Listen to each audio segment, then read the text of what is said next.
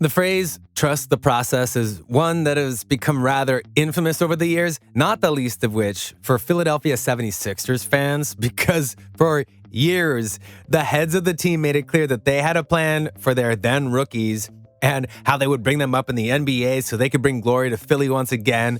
And that was the case with Joel Embiid, the big man who's lighting up the league despite many injury-plagued years. But despite his wealth, you'd be surprised at how low-key he handles things. Allow us to show you Joel Embiid's lifestyle and net worth. 6. All about the deal. In the modern NBA landscape, Joel Embiid looms large. Not only is the Philadelphia 76ers star a physical force in the paint, but he also has talent to spare. That reality has helped him find financial success despite a lengthy injury history. The big man already boasts a $35 million net worth, and that number should only increase in the coming years, especially with how well he's playing and how much he likely has in the tank, if you will. Despite that financial reality, you probably won't catch Embiid spending massive sums on impulse buys. In fact, after he inked his $147 million in 2017, the center said that he didn't need much more than video games and a TV, which is definitely not what you would expect. Granted, to each their own, but you'd think the big man would want more than that. 5. Spending on others. Given his massive net worth, Embiid could probably buy virtually anything he wanted at any given moment. While he's no stranger to spending money, most of it gets used on other people. In October 2017, the Sixers inked their big man to a $147 million contract extension. Even with that newfound windfall, though, Embiid didn't spare himself any new indulgences. When asked what he bought for himself after inking the extension, Embiid answered, nothing. ESPN's Jackie McMullen recounted at the time. Just before the extension, he purchased a new home for his parents in Cameroon because the old one was filled with painful memories of his brother Arthur, who was struck and killed by a car 3 years ago. Embiid wasn't tempted to indulge for himself, either with jewelry, a house, or a new car. Although the young star does have some non-basketball hobbies, he noted that he already had everything he needed at home. I don't drive, Embiid explained. All I really need is my video games and a big-ass TV. Again, we can respect that, especially the video games part. But yeah, you wouldn't think that Embiid would be so kind with his money. But then again, it shows how good of a person he is, given that he'd rather spend money on others rather than himself. And believe it or not, there are other people who are of this like mind in the NBA. 4. Just joining the club. Based on the jewelry, cars, and other expensive indulgences that we see on social media, it's tempting to write Embiid off as the exception rather than the norm. There are some other NBA stars who follow a similar playbook, though. LeBron James, for all his fame and fortune, still holds on to some cheap habits. He's gone on the record as saying that he prefers to rely on Wi-Fi rather than data and uses the free version of Pandora, complete with ads. Similarly, Kawhi Leonard sponsored Wingstop and, during his time in San Antonio, received some coupons for free chicken. On one occasion, he lost those vouchers and apparently panicked. Thankfully for the forward, he was able to get them replaced. He was also known to drive a rehabbed 97 Chevy Tahoe, nicknamed Gas Guzzler, although it's unknown whether he still owns the vehicle. Collectively, James, Leonard, and Embiid boast a massive net worth. Having a fortune, however, doesn't mean you have to spend it all in one place. Something that, very sadly, a lot of NBA players, both old and new, don't necessarily grasp, because while having millions is a lot of money, it can be used up pretty quick if you're not careful. 3. Turning it around.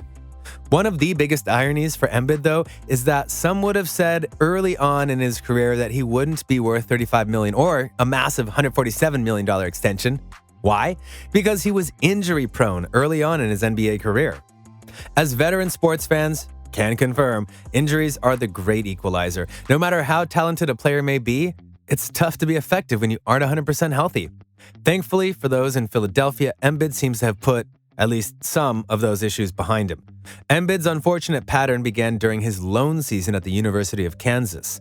While the big man proved to be an incredible talent, he also missed the tail end of the campaign with a back problem. He then entered into the 2014 NBA draft and joined the 76ers as the 3rd overall pick. His injury issues, however, were only getting started. Days before the draft, Embiid broke a bone in his foot. Although he was expected to recover in approximately 6 months, he ended up missing his entire rookie year. A setback in the recovery process kept him out for the next season too. The center finally hit the court during the 2016-17 campaign, but only played 31 games due to a knee problem. While he's suffered through various bumps and bruises since then, Embiid has still managed to assert himself on the court. Through the end of the 2020-21 campaign, he's averaged 24.8 points and 11.3 rebounds per game across 260 regular season contests. Even as the modern NBA moves away from traditional big men, the Sixers star is more than capable of changing any game. That reality has, in turn, helped the center earn a nice fortune. Thanks to his sizable rookie contract and subsequent extension, Embiid has earned just over $100 million in salary through his first 7 professional seasons. He'll take home roughly $65 million more by the time his current deal expires and, on the whole, has an estimated $35 million net worth, which is pretty good for someone who could have very easily been the next victim of the big man curse that's affected many a player, including current player Zion Williamson. 2.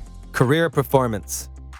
As many will be happy to note, Joel Embiid doesn't need to emulate any other NBA star. Recently, Embiid tied his career high with 50 points in just 27 minutes, leading a dominant third quarter that carried the Philadelphia 76ers to a 123-110 victory over the Orlando Magic. Embiid also had 12 rebounds and 3 blocks while making 17 of 23 field goals and 15 of 17 free throws. The 4-time All-Star and MVP candidate played just 58 seconds of the fourth quarter. Before the game, teammate Tyrese Maxey asked Embiid, "Who are you going to be tonight? Shaq? O'Neal? Dirk Nowitzki?"